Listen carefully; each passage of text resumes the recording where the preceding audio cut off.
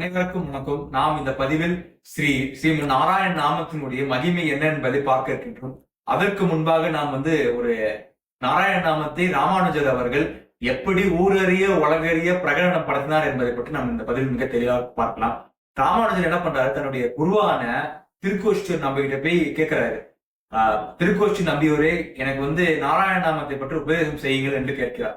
Thirukoshti number என்ன சொல்றாருன்னா, நான் இறந்த பிறகு வா அப்படின்னு சொல்றாரு. ராமானுஜர் அவர்களுக்கு ஒண்ணுமே புரியல. நீங்க இறந்து பேர் வரணுமா சொல்லி ராமானுஜருக்கு குழப்பமா இருக்குது. அதுக்கப்புறம் தான் ராமானுஜருக்கு ஒரு ஞானம் பிறகுது. அதாவது நான் இறந்த பிறகு வா வா என்று சொன்னது அவர் திருக்கோஷ் நம்பர் அவர்களே குறிப்பிடவில்லை. மாறாக ராமானுஜருடைய அகந்தையை தான் நான் என்று குறிப்பிட்டிருக்கிறார். அதனால் ராமானுஜர் என்ன பண்றார், அப்படி போகும்போது அடியேன் ராமானுஜர் வந்திருக்கிறேன் என்று கூறுகிறார். இதை பார்த்து மகிழ்ந்த திருக்கோஷ்டர் நம்பிகள் ராமானுஜர் அவர்களுக்கு நாராயண நாமத்தை பற்றி தெளிவாக உபதேசம் செய்கிறார். செய்த பிறகு திருக்கோஷ்டி நம்பியவர் சொல்றாரு, இந்த நாராயண நாமத்தை நீ பிறரிடம் சொன்னா நீ நரகம் செல்வா என்று திருக்கோஷ்டி நம்பி சொல்றாரு. ராமானுஜர் அடுத்த என்ன பண்ணாரு, ஒரு பெரிய கோவில் கோபுரம் மேல் சென்று நின்று கொண்டு மக்களேன்னு சொல்லி கூப்பிடுறாரு. மக்கள் எல்லாரும் பாத்தீங்கன்னா வேலையை செஞ்சுட்டு இருக்காங்க. எல்லா வேலையை விட்டுட்டு ராமானுஜரை நோக்கி பார்க்கிறார்கள்.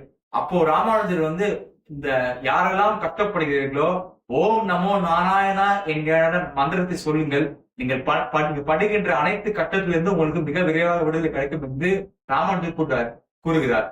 இதை அறிந்த திருக்கோஷ்டி நம்பியர் பாத்தீங்கன்னா ரொம்ப கோவப்பட்டு ராமானுஜரை கடிந்து கொள்கிறார். அப்ப ராமானுஜர் சொல்றார், திருக்கோஷ்டி நம்பி சொல்றாரு, நான் ஒருவன் நரகம் சென்றால் பரவாயில்லை, மற்றவர்கள் அனைவரும் பாவம் நீங்கி சுபிக்ஷமான வாழ்க்கை வாழ வேண்டும் திருக்கோஷ்டி நபர்கள் என்று ராமானுஜர் கூறுகிறார். இப்ப நம்ம சுருக்கமான ஒரு பாடலை பார்க்க நாராயண நாமத்தை பற்றி.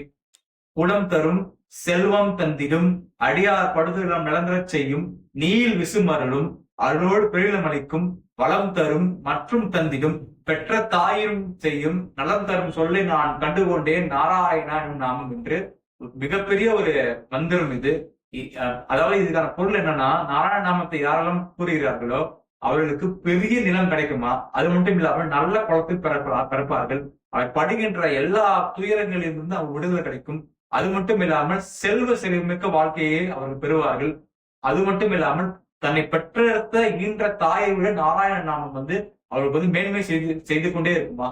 ஆகவே அனைவரும் தினமும் கூறுகள் நாராயண நாமம். நன்றி, வணக்கம். ஓம் நமோ நாராயணாய.